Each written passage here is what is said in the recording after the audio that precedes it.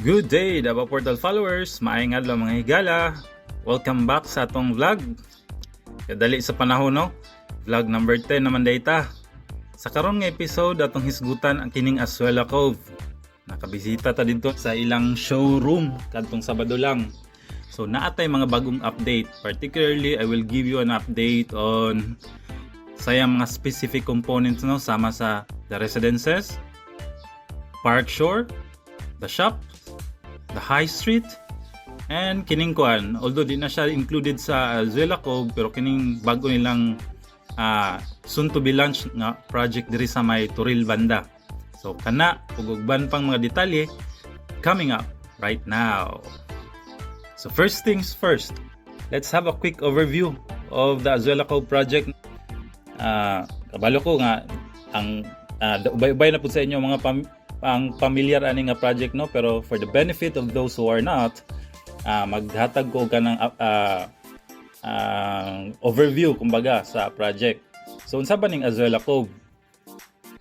So pa nakabalo, this is a township no, a township that is a joint venture between the Ayalas and the homegrown Alcantaras, kaning Davao based na Alcantaras, kanang Alson gani Alcantaras and Son.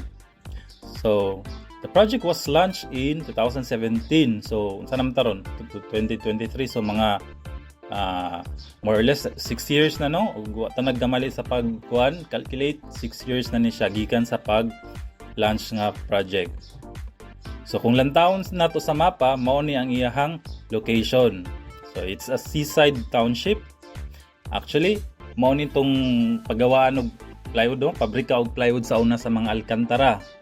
But today, this property is being developed by the Ayalas, no? Ilang tukuran og both vertical and horizontal structure. And you know, pag Ayala mag-develop sa area, ka-excite gyud kay tanawa lang for example ning Abriza complex, no? For instance, no? And so mo na siya ang ato ang overview. Again, usa ni siya ka 25 hectare na estate or township located along Arcastillo in Agdao. Nang sa may lanang area na ni siya dapit. Nang sa may junction gud sa Arcastillo and Jose P. Laurel diya sa right side kung gikan ka sa Agdao.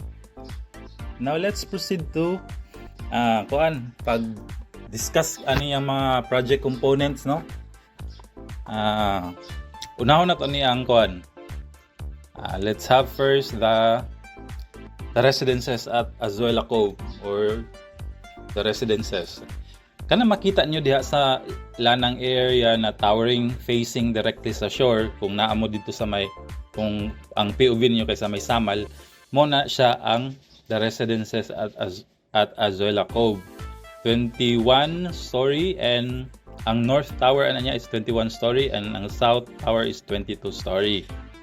So unsa ba ang update aning project? Nahuman na ba ni or unsa pa ba ang kulang ani?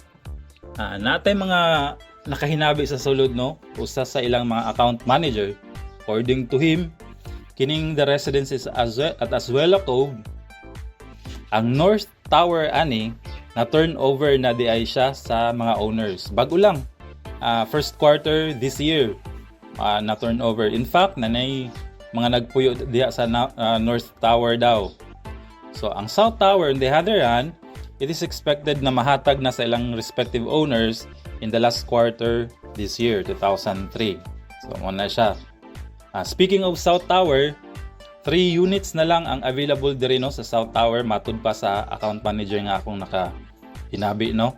Naay gi-share sa ako ang sheets, spreadsheet. Kani siya, murag distribution table ni siya sa available sold out units and the ones under negotiations. So take a look at this table mga higala. So mo ni siya ang kasamtangang status sa south nga tower no. So ang available na units ang kining kuan 5th floor and 2nd floor na ay kuan dia available duha ka buok. Ang available nga unit is 3-bedroom horizon. And mao ni ang itsura sa 3-bedroom horizon no. And then sa 18th floor Again sa south ni nga tower ha, kay sold out naman gid to ang kon, na turn over naman tong north. Sa south ni siya ang naapay mga available, kumbaga mga up for grab na mga units. So ang sa 18th floor napod siya 3 bedroom corner ni siya nga kuan unit, corner unit. Mao ni ang itsura sa 3 bedroom corner na unit. So kanang nakita ninyo nga numbers, mo na siya mga price as of June 2023, no? Ang kanang mga under nego or under negotiation na siya yung mga potential na owner. Maybe nalay kulang sa mga requirements pero na siya yung mga kumbaga mga tag-iya. Kanang mga yellow ang sold out na. So natanaw niyo yung price, no? Di kay mahal, no? Di kay tantong mahal. Pero take note, ang ilang mga units dere, ang minimum na niya is 3, no? Ay kasagaran na niya 3 bedroom units good. Walay 2 bedroom and below. Ang minimum niya is 3 bedrooms good. Wala pa'y labot ana ang room para sa helper. Kay napod siya room man pod ang room sa helper napoy sariling bathroom. So as ka mangitaan na, di ba? So mao lagi na ang price niya, mag-range siya, makita ninyo nasa mga 40 and up. So mo na siya ang sa may South Tower.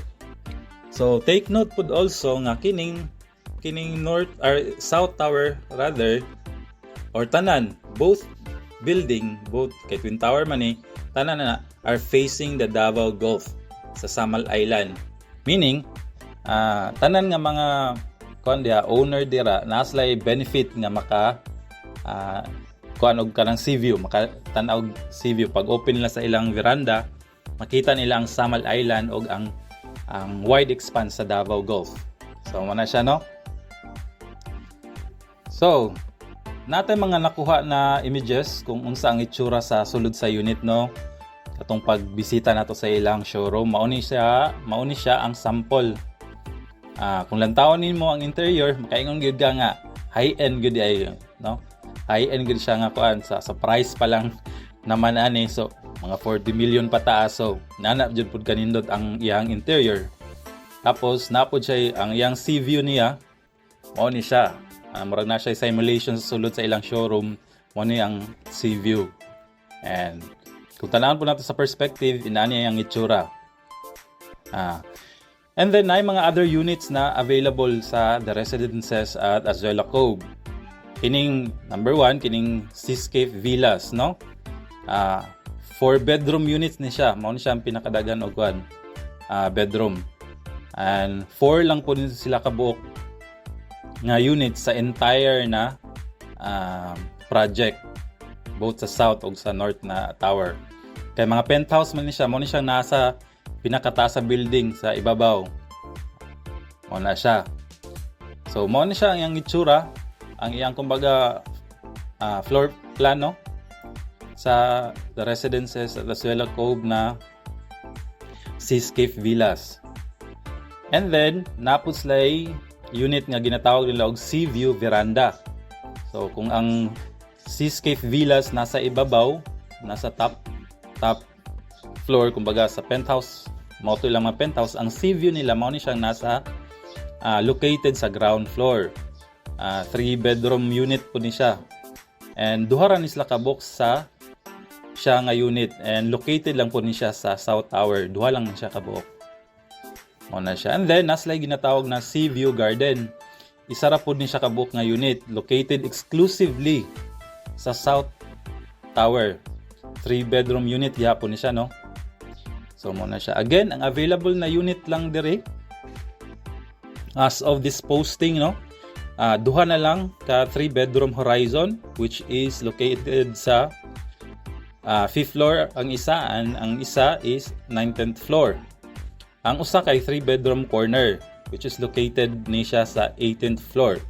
Kining mga available again na siya sa South Tower.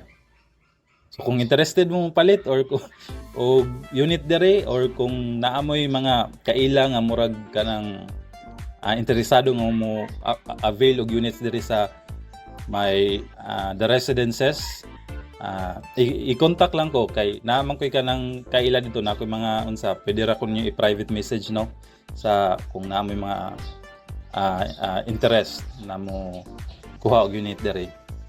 So again, tulo na lang ka unit ang available. So muna ang update sa the residences at Azuela Cove. Now dirita karon sa Park Shore at Azuela Cove. Mao ni iyahang itsura. Mga 20 story ni siya. Nakita po na ko ni siya sa dito sa showroom nila. 20 story ni sila both towers if I'm not mistaken Pero na siya sa kuan jud. Medyo mas baba siya gamay sa the residences pero almost pare-pareharas lagi tas on jud. So kini nga property is another residential component sa Azuela Cove located just near the already constructed na the residences. So tanawan nimo siya sa picture mo ni ang iyang location. And hapit na pud ni siya i-launch this year daw ni siya i-launch no. If I'm not mistaken in a month or two basig ma-launch na ni siya. Pinakadugay na ang last quarter sa 2023. So, kung walay mga kuan, karon daw na siya ang schedule na launching karon na year. So, maupod na siya ang gina-anticipate no sa mga buyers karon, mao na siya ang kining sa Park Shore at Azuela Cove. And nakakuha ko og image ani dito sa ilang showroom again, and during our conversation with the representative mao ni siya ang iyang itsura. It's a 20-story building gihapon. So mao na siya ang project nila na they are launching very soon nga part sa Azuela Cove na property or development. So now let's go to the shops. Unsa man yung the shop? Kining the shops the shop at Azuela Cove mao ni ang area kanang mga makita niyo dapit sa entrance no, kanang may mga chain of various merchant dira, na mga kananan, na ramen house, pizza stores, coffee shops, and healthy living merchants, and among others. Mao na siya ang the shops. Ang pinakadako dira nga anchor store no kining sa G Center, and nakasilip ta diha sa G Store o sa Gaisano na siya nga kuat. Ang ground floor ana day niya is ang supermarket. Ang second floor may ilang department store kung asa ka makapalit og mga like mga RTW, mga clothing, na siya sa second floor. So aside from this merchant at the shops, napod ni sila yung mga open space no. Diha ra gyapon dapit sa the shops na area sa may entrance dapit. It's a nice environment para sa mga katong gusto ka ng medyo open space and gusto mag-chill na yung mga kuan po diya kasagaran ka ng mga farm product good, mga prutas, gulay na dira sa may kanang murag ilahang open space sa may the shops. So mo na siya ang update nato no sa the shops. Mo na yang kumbaga chain of mga kananan diha mismo sa may entrance sa may Azuela Cove. So kining the shops daw sa base sa akong mga nakuha po nga impormasyon is said to be connected sa high street sa Azuela Cove later on. Speaking of high street, mao ni siya ang pasabot sa high street. Kining nga component nga kumbaga pinakadako nga open space sa Azuela Cove, covering 1.8 hectares of park. Kung nakavisit na mo diya sa high street sa BGC, murag ingon ana ang iyang setup no, na siya murag open space tapos sa kilid niya both side kinay mga tindahan, restaurant, mga ingon ana nga mga merchant. So murag inana pud ang high street diha sa Azuela Cove, which is ang iyang i-occupy na area is 1.8 hectares. So dako siya nga open space. This is a strip of open space and park na mapalibutan og mga merchants like restaurant, dining and entertainment destinations, among others. So maka-expect ta diha og mga big brands no nga mag-occupy sa diha nga part sa Azuela Cove na property. So unsang difference lang sa High Street sa BGC ug sa diha sa Azuela Cove, the only or the main difference lang siguro no kay kining High Street sa BGC and kay wala siya sea view. Ang sa Azuela Cove napod siya kuan aside sa katong strip of kanang kuan open space na murag park, ang kining sa Azuela Cove napod siya ginatawag nila og boardwalk.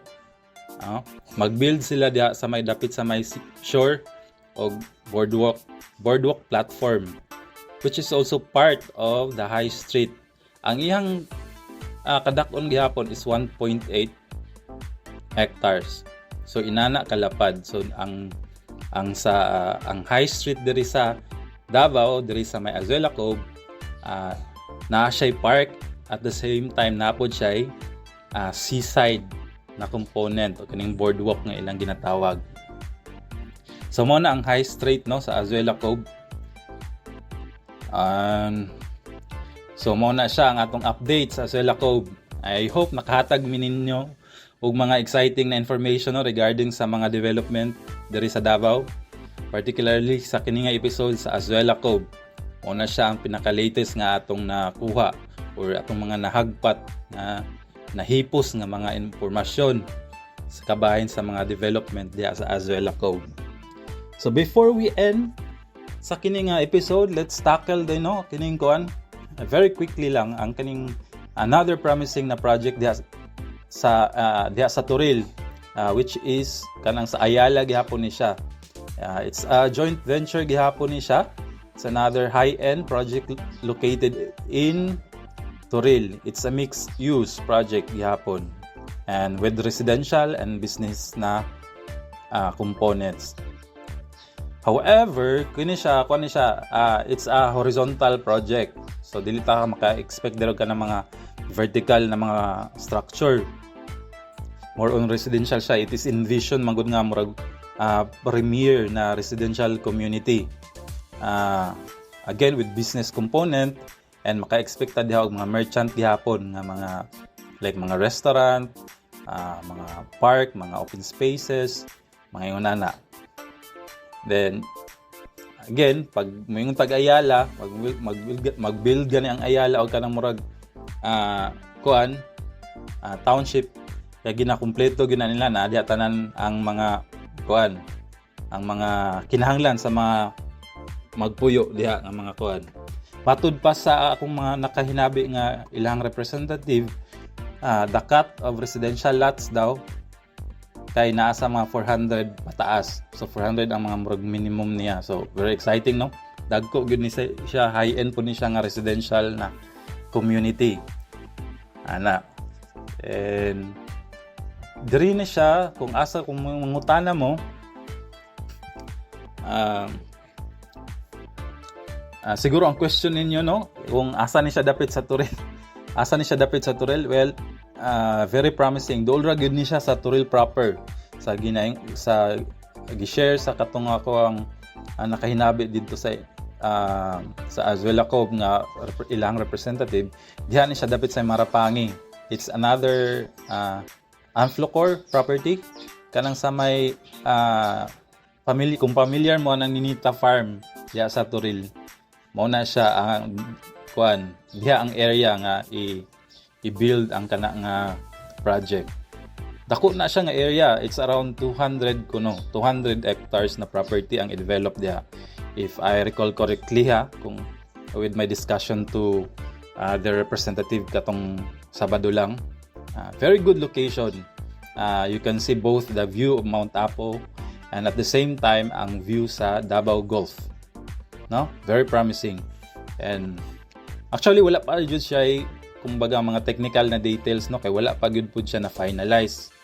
And so wala pa tay lain nga ma-provide na information. So if interested mo or nami potential client na interested stay tuned lang dire and stay tuned for the official announcement. Ana lang. So that's all for this vlog, for this episode. Thank you very much. Mahigala. Thank you very much for tuning in. Do not forget to follow our Facebook page. If wala pa mo naka-follow, click lang ang follow button. And na-upload mi sa YouTube, no? Subscribe to our YouTube channel. And if wala pa mo naka-subscribe, i-click lang ang subscribe button and ang notification bell para ma-notify mo dayon if na aming mga bagong upload. Okay? Bye-bye!